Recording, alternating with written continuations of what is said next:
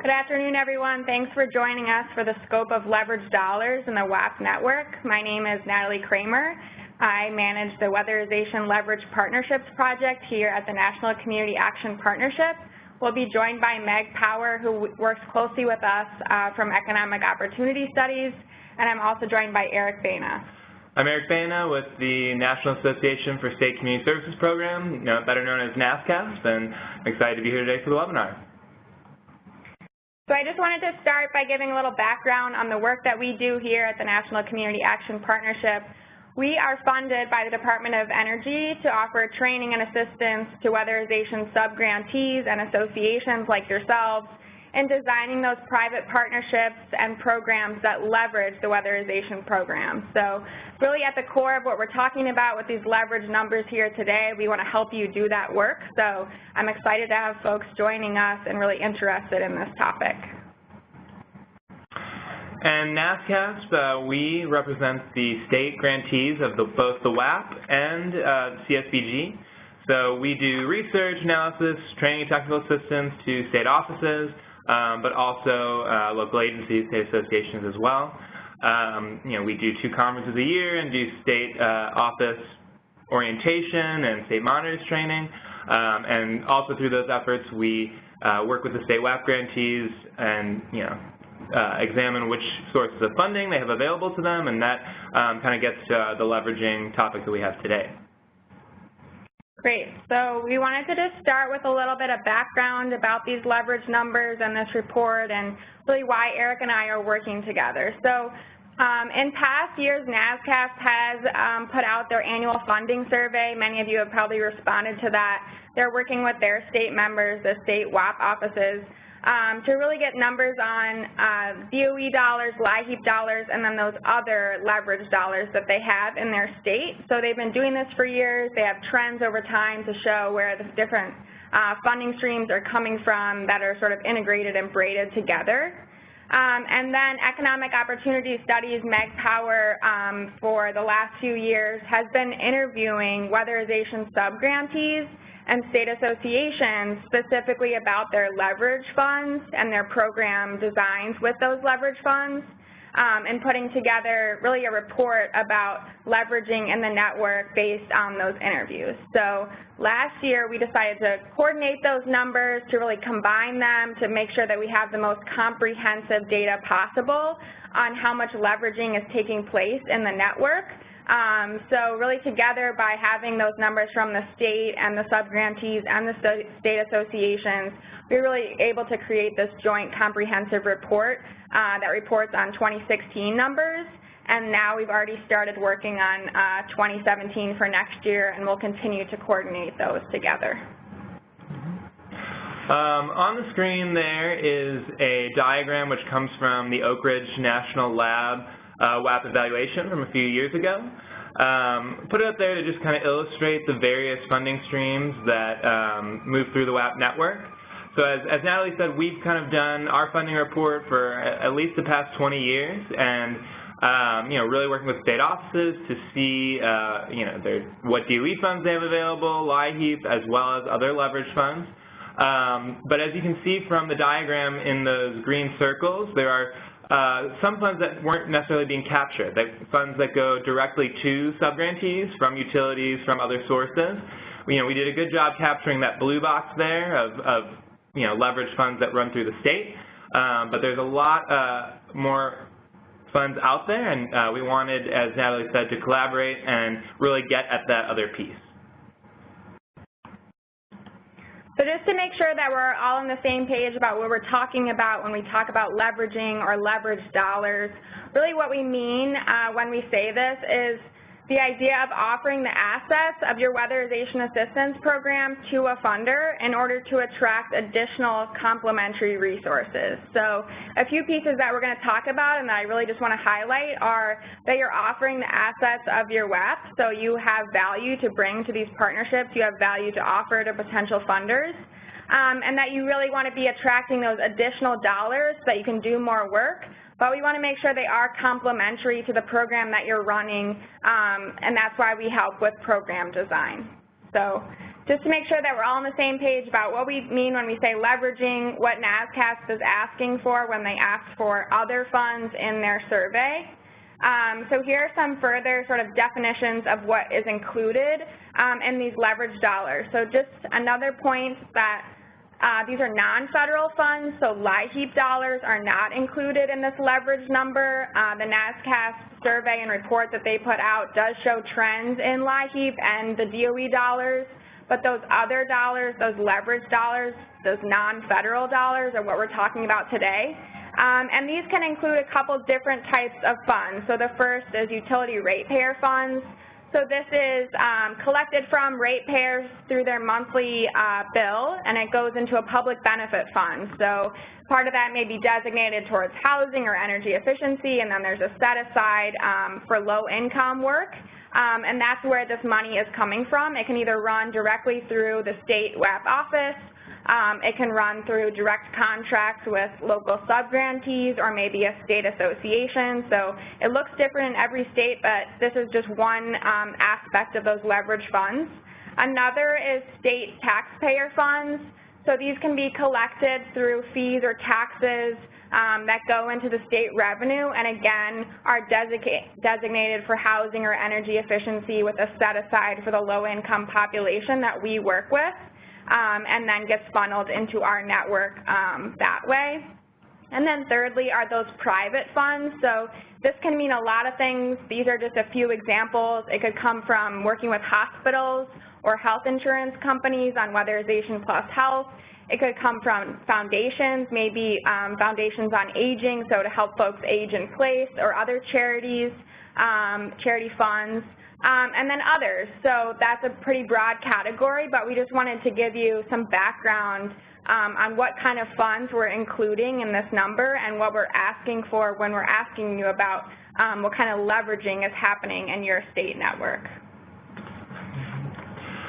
So this is just a quick look at the methodology of the NASCSP survey, kind of the main questions that we ask. So how much DOE funding is available, how much LIHEAP funding is available, and then getting into that other funding piece.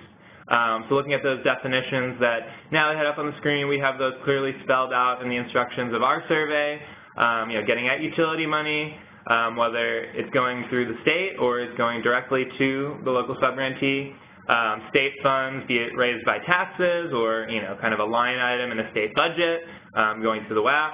And then again, some of those other private funds from foundations or hospitals or various leverage sources that way.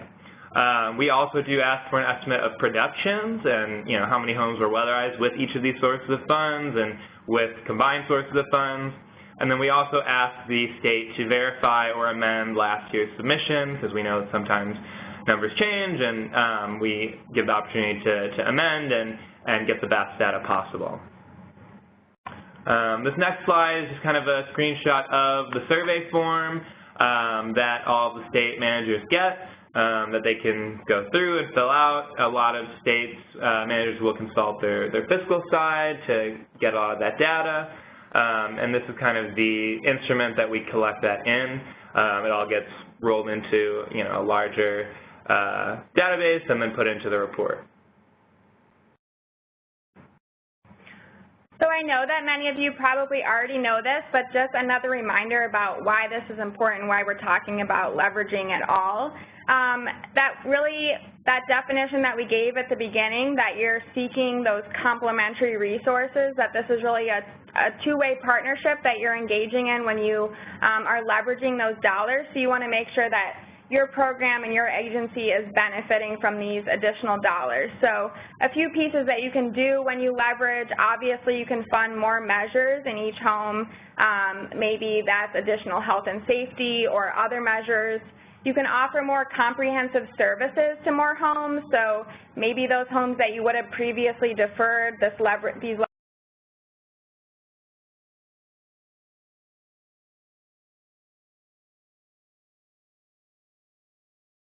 and do the home repairs and then make that house really weatherization eligible. And then lastly, you really created a new partnership. You're building your reputation in the community, and next time when the opportunity arises into low-income weatherization, your organization's name and your reputation of doing this work well is really at the top of that list. So it really can't hurt to be building these partnerships. And then the graphic below really is just showing that our ultimate goal is really to have those braided funding streams so that we can continue to grow the program and have a greater impact on these low-income households that we're serving. And I'll just add to that that the data shows that in a lot of states, people are doing that really well, right? Really braiding together so many different funding streams to really offer some great comprehensive services. And, you know, in a lot of states, this is kind of, you know, your bread and butter. You're able to really work all of these funding streams in unison, and I think that part of the effort behind this is to spread that throughout the entire network so that in all states there are more flexible streams of funding to help not only weatherize more homes, but get to those homes that are harder to get to. Definitely.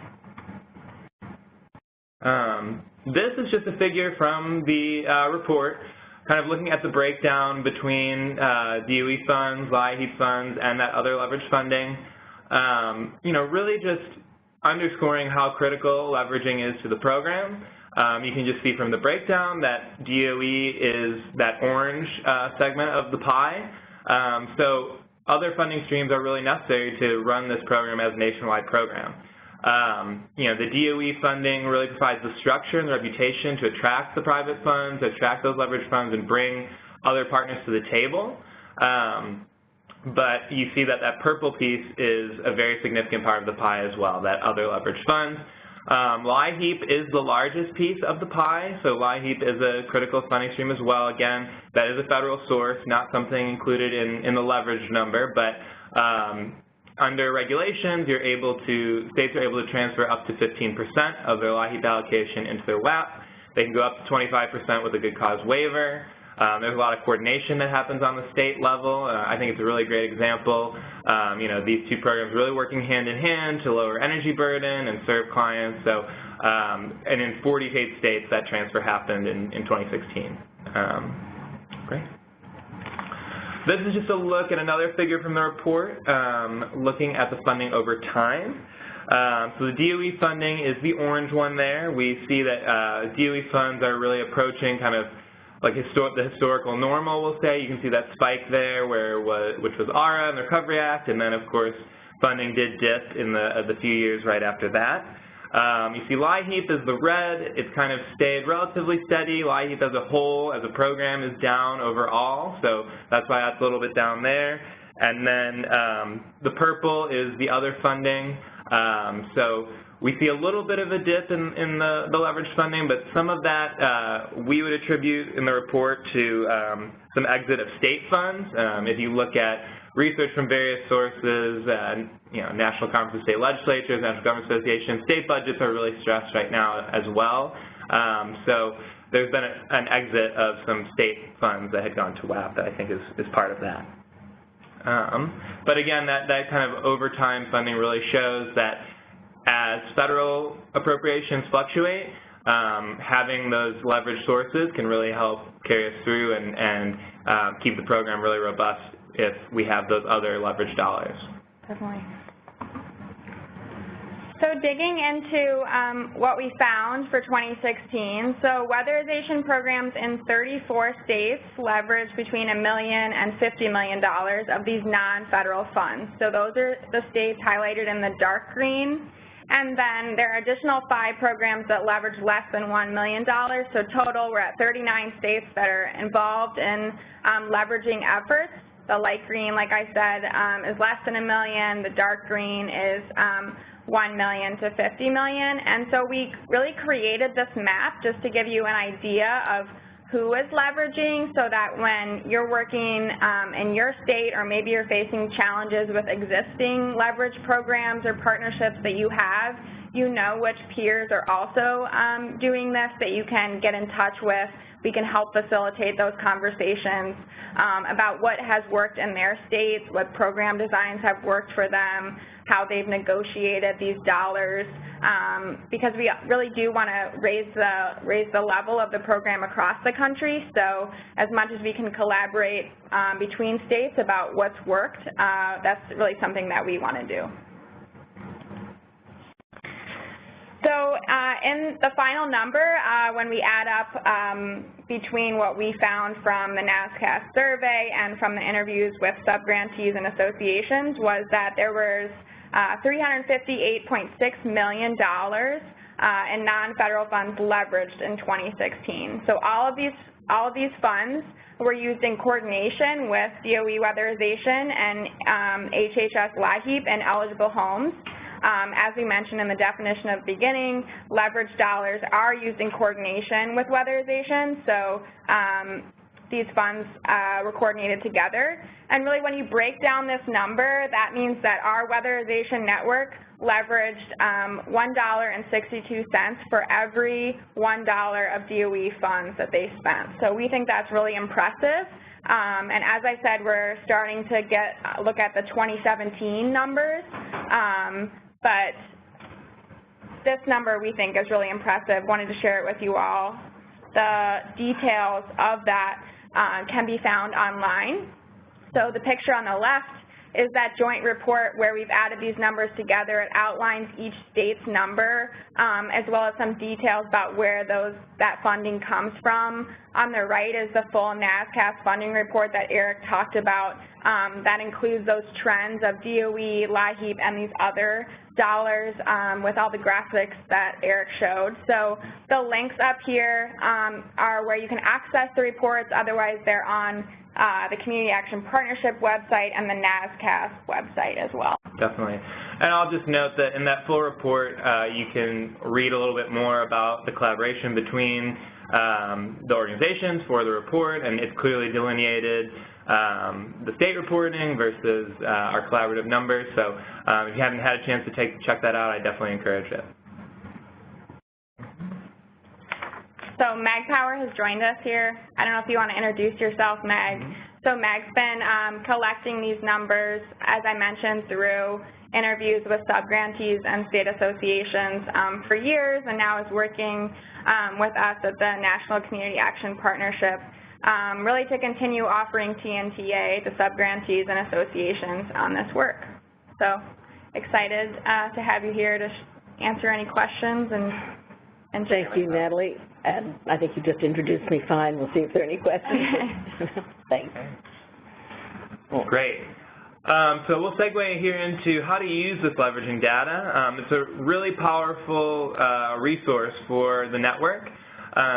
First of all, leveraging, it's a really great data point to educate policymakers, right? So being able to say for X federal dollars, we were able to leverage Y in private dollars, that's a really powerful statistic that you can use to make your case with a policymaker, you know, using the national figure from the report, or even having a state or agency-specific figure is a really powerful piece of information.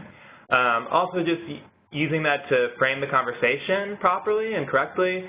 You know, federal funds are really critical to attracting those private partners, and you know, demonstrating how key that some of that DOE funds are for leveraging is a really important piece of the conversation.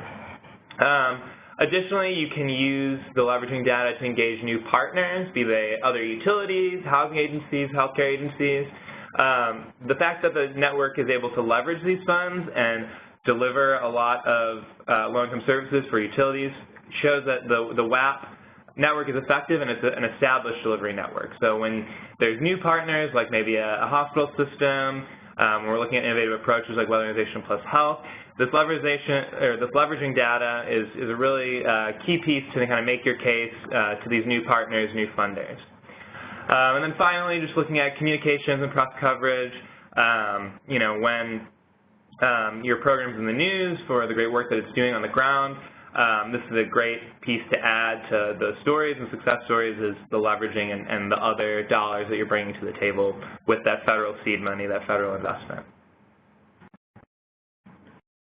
So we really just wanted to remind folks, even if you are already engaged in leveraging or maybe you're starting new in your state, to remind you of the assets that your weatherization program really offers to potential partners and potential braided programs. So these are just a few pieces on the screen that you all know very well, but that you offer really a skilled workforce that's really on the ground, the infrastructure is in place, you're set to sort of run with these dollars and these braided programs. Of course, that weatherization offers that whole house approach and that you would want to maintain that programs, but that it's really grounded in building science, and we talk about that a lot in weatherization. That you offer transparent finances and accountability, so if you're located in a community action agency or a local government office as a sub-grantee, you have oversight from a board of directors. The program has a monitoring system set up, so state offices are sort of checking those finances and the work, so there's a system of quality control and infrastructure already set up in the weatherization network, and that is valuable to potential partnerships. This may not be as relevant today, but those quantified energy or carbon savings that you can offer to potential partners from the weatherization work that you do in a home with their leverage dollars, that you can offer those paid for by DOE to that potential partner, and that is valuable. And then lastly, and really most importantly, that you're already in relationship with these eligible folks. You have a good reputation in the community with these hard-to-reach customers, so that outreach factor that a utility or another funder would have to pay for to really gain access, you already have that level of access. You're a trusted partner. They may be being referred to your program through a community action agency or local government. So that's really sort of a warm handoff, as we call it, in that space. So you have the outreach built in, you have that level of access and trust already, and that's valuable. That saves them money on outreach. So again, just a reminder about the value that you bring, the assets that your weatherization program has to these kind of partnerships, and we just wanted to remind you of that. I did also want to make a note in terms of, we know that this is state planning time, and that this doesn't have to be something extra that your state network takes on. It is in the weatherization statute that you can set aside, you can allocate funds for sort of the startup and maintenance of this kind of work. So we have it up on the screen here, but really in the statute it talks about using these funds for the development and initial implementation of this work. So it talks about partnerships, agreements, and arrangements with utilities, private sector interests, or other institutions, really with the goal of using non-federal money to support the installation of energy efficiency improvements for low-income housing. So that's straight out of the statute. The bullets up on the screen right now really talk about what that funding can be used for. So the negotiation of those partnerships, if you want to pay for someone to be doing that, the presentation of arguments maybe before your utility commission, you could use this money for that, for expert advice, legal or otherwise, and then really other activities reasonably associated with this. So there is a level of flexibility. At the bottom of the slide, we have a link to some language that we have available online from Washington and Massachusetts, so you can sort of see how people are writing this up in their state plan, how they describe how they're going to use the money, and that can be used as a template for you. So if you haven't allocated money to this before in your state plan, I would encourage you to look into this. We're happy to help. NASCSP is happy to help. We can offer you that template language to really think through whether this would be a good idea to implement in your state. So speaking of that, just wanted everybody to know that we really want to help. So at CAP we want to help, at NASCSP we want to help. DOE is really funding us at CAP to be working with the weatherization network specifically on leveraging. So please get in touch with us. We're happy to facilitate those connections to other peers, other states on the map that showed up in that dark green color that are being really successful in this work. We can help with that sort of startup, that legwork of data collection or working on messaging and really getting things off the ground, we're happy to help with that. We are working on different trainings and webinars. A couple of the links on the screen are just a few of the things that we've done recently. We are putting together an energy partnerships track at our conference, which will take place at the end of August, that will have a bunch of workshops on various aspects of partnering with weatherization. And then the last piece are just some examples of the kind of tools that we have for you on the utility process, on pairing up weatherization and health, pairing up weatherization and solar. So just a brief overview of what we have to offer, and a note that we really want to help you start this work or continue this work if you're facing any challenges with currently leveraged dollars and programs that are happening in your state. Okay, so as Natalie mentioned earlier, we are gearing up for our 2017 report, really looking at what that report will look like, and that great collaboration again to get at all those leveraged funds out in the network. State offices, you have already kind of gotten a request from NASCSP from me, so if you haven't had a chance to look at that, start completing the survey request, and feel free to reach out if anyone needs any assistance completing it. We have gotten some really good responses already. And, as we are going back and forth and working on getting that data, I'll be in touch with all of you. And subgrantees and state associations, take a look at the report, look at those numbers. If you know that there's going to be a change from those 2016 numbers, definitely reach out to us. Look out for Meg and my call. If we call you and ask about leveraging, now you know what we're talking about. And of course, find us in person too. So we'll be at Energy Out West and then NUAC conference, of course, at the Community Action Partnership Convention, as I mentioned, in August in Denver. I'll be at a few state association conferences over the next few months too. So definitely be in touch with us. We want to make sure that we're getting the most comprehensive numbers possible. So here is our contact information. As I mentioned, please be in touch with us with your numbers, but also we want to know about the programs that you're running. So the more program designs and successes and even challenges that we have, the more we can help peers across the country. So we want to help and we want to share your story, so definitely be in touch with us. And at this time, I think we can take any questions that folks have. So there is a chat window up on the right of the screen that you can type into, or a Q&A window. We're happy to take your questions at this time. So I'll give folks a minute to sort of type those in.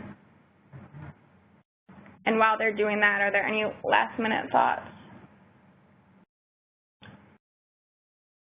I'll just encourage folks, as Natalie said, I'll echo that, share with us anything that you might be doing, and even if it's something that you want to be doing, you don't know how to get there, NASCSP and CASP both really want to help, especially state managers. We recognize there's a lot going on. It's state plan time. It's field guides needing to get reapproved, and there's a lot going on. So any way that we can help you, we are happy to do that. Great. Well, I just want to say thanks to everybody for joining us today and really thinking about how we can continue to grow our leveraging work in the weatherization network. Please be in touch with us. We will share out this recording and the slides. You can access all those links that were included in the presentation. So thanks so much, and I'm sure we'll be in touch soon. Thanks, everyone.